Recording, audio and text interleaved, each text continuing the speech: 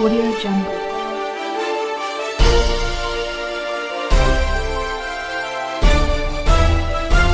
Audio Jungle.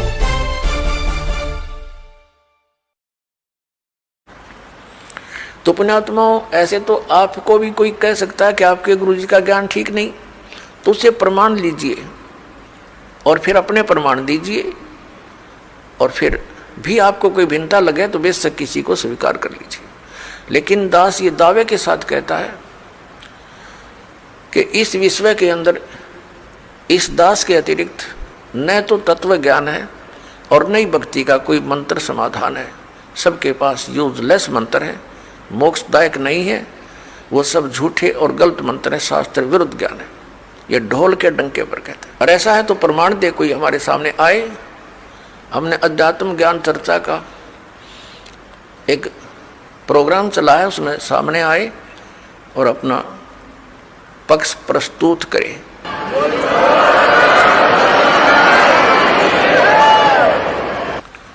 तो दास जो आपको कहना चाह रहा है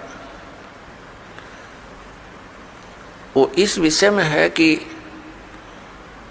जो भक्ति आप करते हो और जो साधना ये दास बताता है उसके ऊपर आपको अविश्वास नहीं होना चाहिए, विशेषकर उपदेश प्राप्त करने के बाद। अगर फिर भी वो कोई अग्रम मग्रम करता, वो चातुर प्राणी है,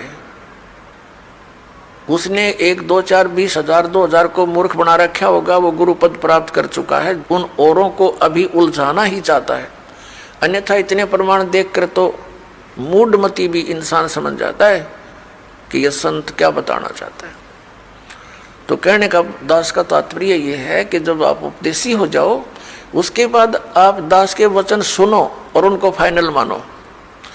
उपदेश लेने से पहले आप पूरी तर्क वितर्क करो, अपने माइंड से एक दूसरे के साथ करो कि ये कैसे लिखा है, ये ऐसे लिखा, फिर प्रमाण देखो।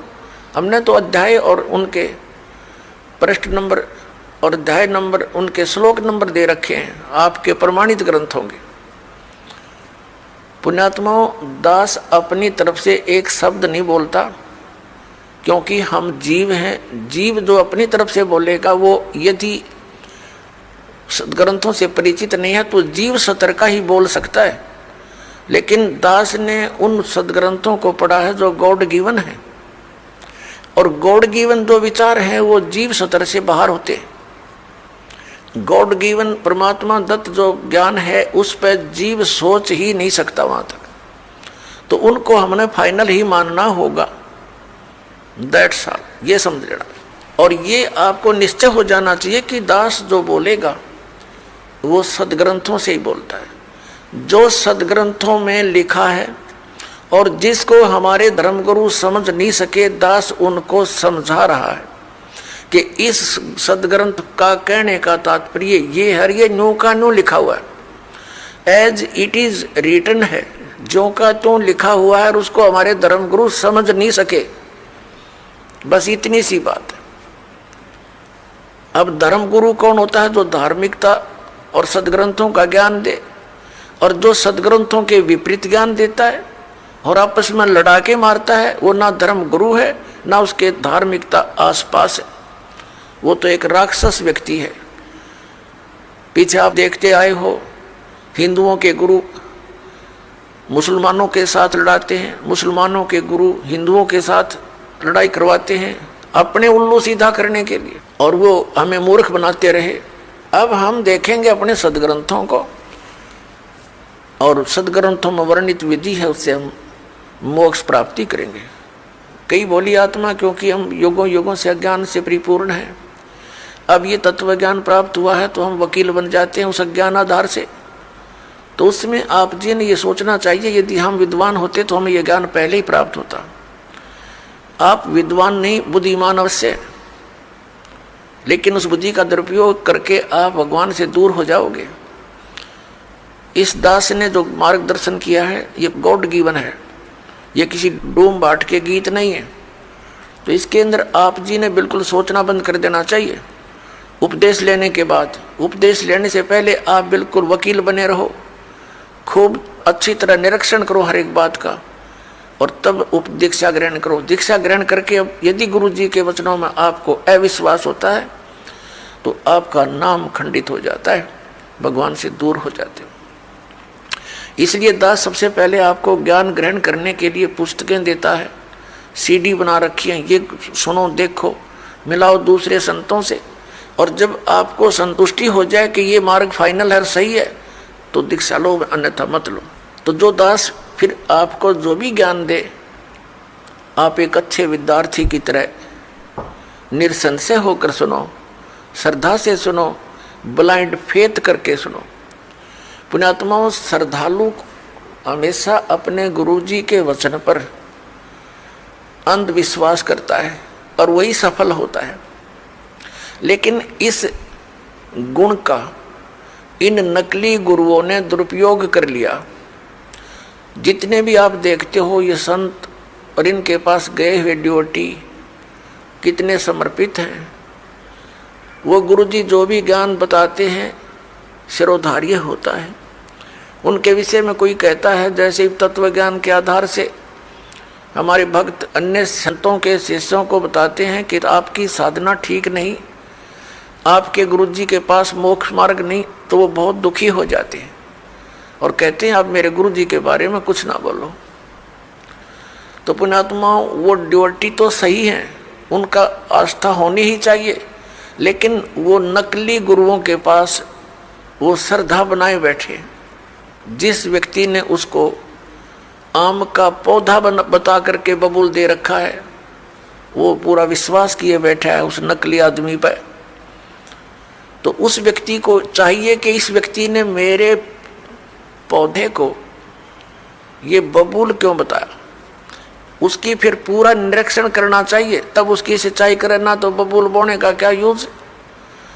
तो जैसे भी किसी को ये शंका उत्पन्न करता है कोई कि भी आपका भक्ति मार्ग ठीक नहीं, तो उससे पूरा पूछे, अच्छी तरह निरीक्षण करे और फिर इन सदग्रंथों से मेल करे, क्योंकि किसी के लोक वेद से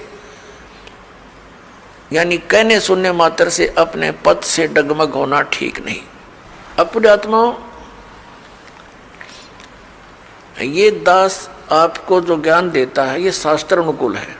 पवित्र श्रीमद् भगवत गीता, पवित्र चारों वेद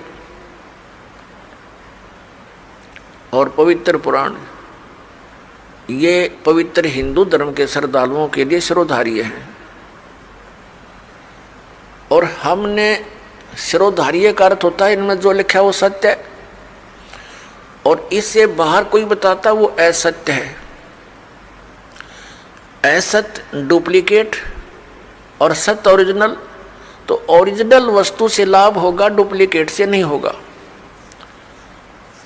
श्रीमद् भगवत गीता अध्याय नंबर 16 के श्लोक 23-24 में स्पष्ट किया है कि अर्जुन, शास्त्र विधि को त्याग कर जो मनमाना आचरण करते हैं उनको न तो कोई सुख प्राप्त होता है, न उनकी गति होती है, और न ही कोई सिद्धि को प्राप्त होते हैं, अर्थात यूजलेस।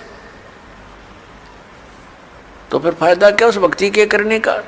तो गीता अध्याय नंबर 16 के श्लोक नंबर 24 में तुरंत कहा कि इससे तेरे लिए अर्जुन कर्तव्य और अकर्तव्य की व्यवस्था में, यानी कौन सी भक्ति करनी चाहिए और कौन सी ना करनी चाहिए, सदग्रंथ ही प्रमाण है, उनको आधार मानना। सदग्रंथों के विपरीत कोई ज्ञान देता है उसको स्वीकार मत करना, वो गुरु ठीक नहीं।